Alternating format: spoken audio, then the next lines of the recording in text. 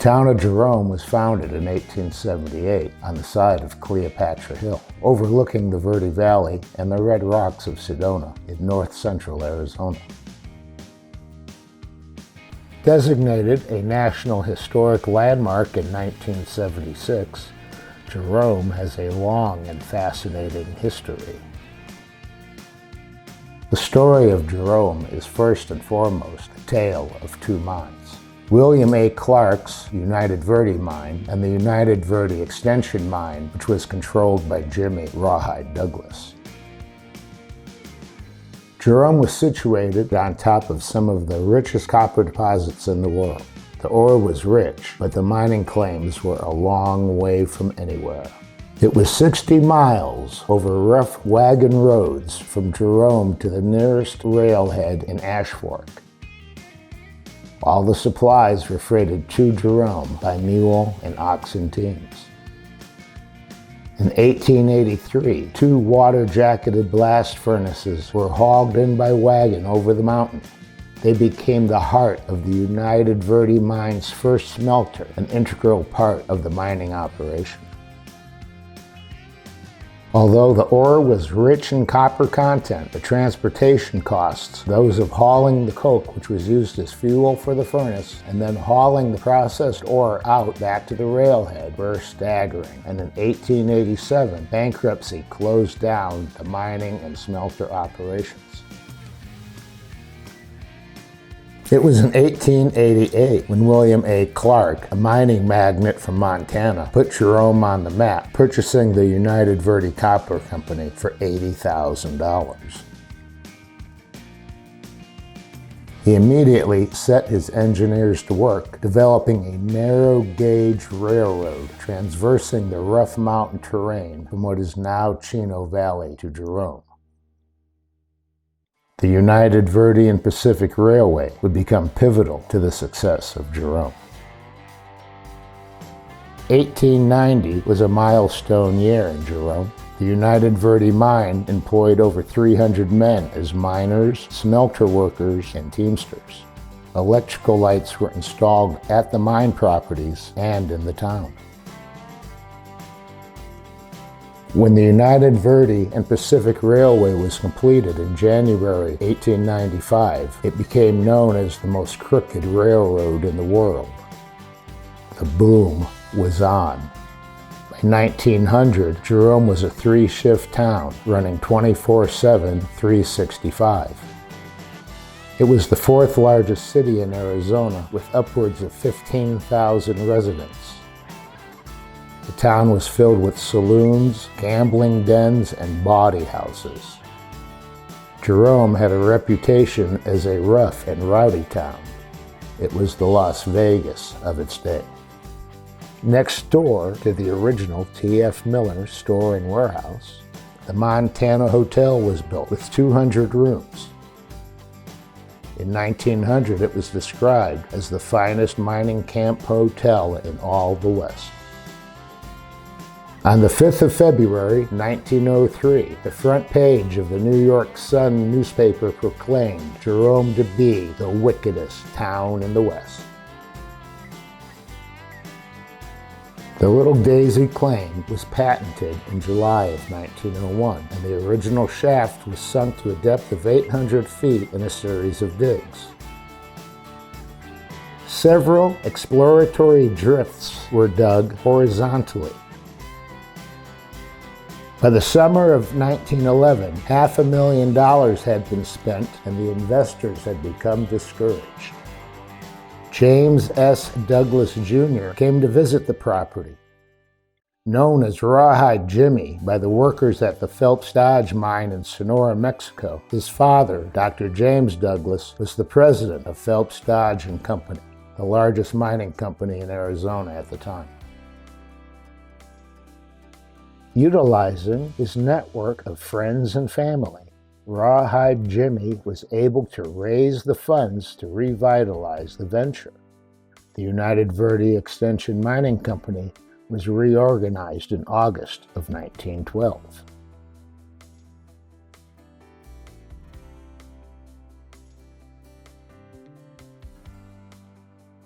It was on December 20, 1914, that a crosscut driven towards the center of the claim at the 1,200-foot level encountered a 5-foot wide body of ore averaging 45% copper. After 14 long years of exploration, the United Verde Extension Mining Company had found its first commercial ore body. A total of 789 million pounds of copper, 6.3 million ounces of silver, and 150,000 ounces of gold were mined and processed at the Clemenceau smelter in what is now Cottonwood.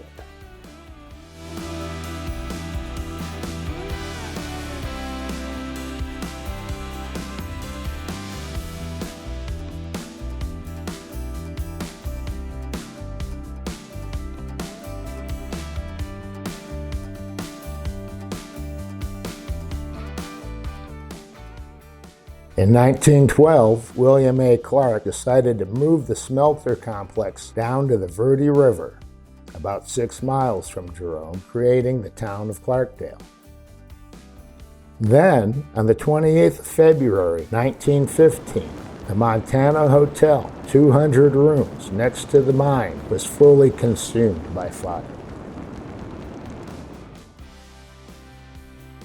The finest mining camp hotel in all the West burned to the ground.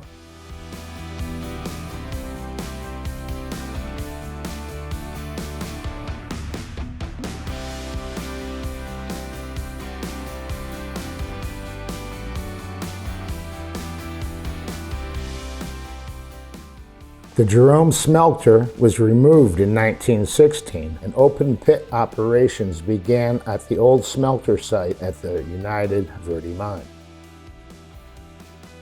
Filling the existing drifts with up to 250,000 pounds of dynamite at a time, the miners blasted the mountain to smithereens. Jerome suffered from the open pit mining. The blasting shook Jerome down to its roots. One whole commercial block of downtown Jerome actually slid down the hill.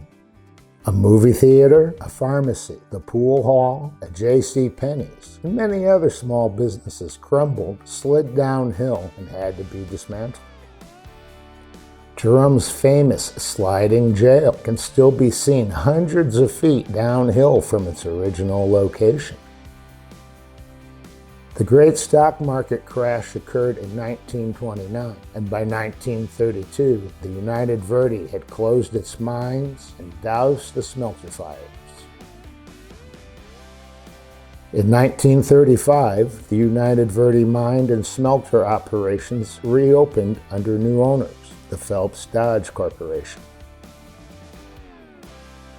They operated the mine until 1953, before the doors finally closed for the last time. It was the end of large-scale mining in Jerome. Phelps Dodge Corporation and the United Verde Extension still owned the land underneath Jerome at that time. Many of the lots and buildings on Main Street, the schools and the hospital, and much of the land surrounding the town belonged to the mines. Speculation ran high that the entire town of Jerome would be razed. Many of the neighborhoods were. A Phelps Dodge official was quoted as saying, "Within a year, grass will grow on Main Street of Jerome. Jerome is finished."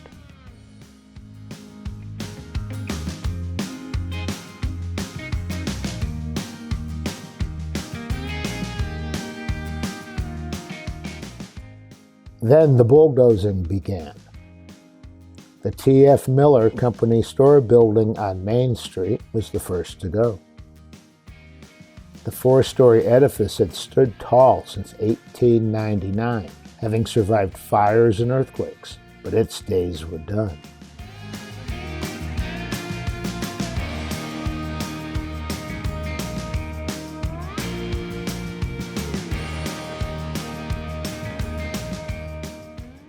The demolition of the building in 1953 served as a wake-up call for the Jerome Historical Society.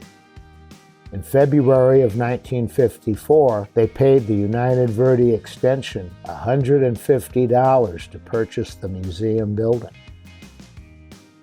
That was the first step the Jerome Historical Society took on the road to acquiring many of the buildings on Main Street and beyond. Jerome has reached what local resident and writer Diane Rappaport described as full restoration, a community where art and history mingle.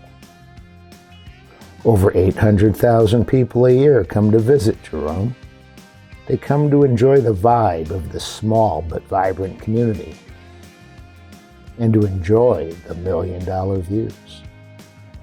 Today, Jerome boasts of a grand hotel, a few guest houses, about a dozen eateries, 50 shops and galleries, food, wine, and art.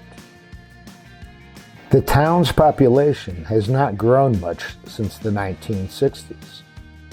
There are still less than 500 full-time residents, a far cry from the heydays when 15,000 people called Jerome home. Residential homes in the town now sell for around $250 a square foot, and it doesn't seem to matter how large or small the house is.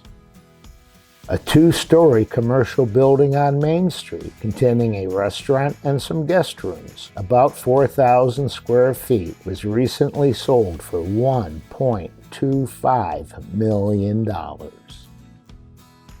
The boom is on. Verde Exploration now controls many of the United Verde Extension mine assets, the historic Jerome High School complex, the empty hillside in the gulch below Allen Springs Road, and the empty lots and ruined foundations along Beale Street at the head of Bittersweet Gulch.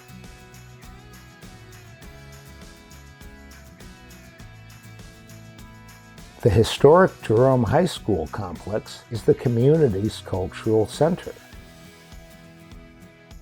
The place in Jerome where art and history mingle. The classrooms of old are now repurposed as art studios and galleries.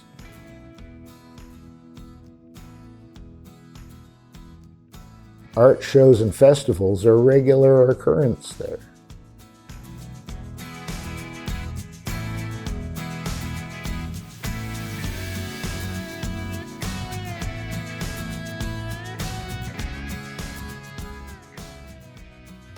There is a growing interest in forming a local theater group, utilizing the existing facilities in the complex.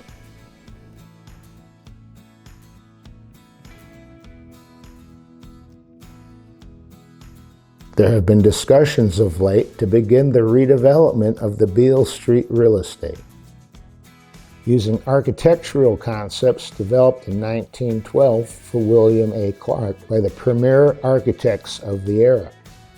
By the very nature and the sorts of designs, they fit the historic design criteria of a national historic landmark.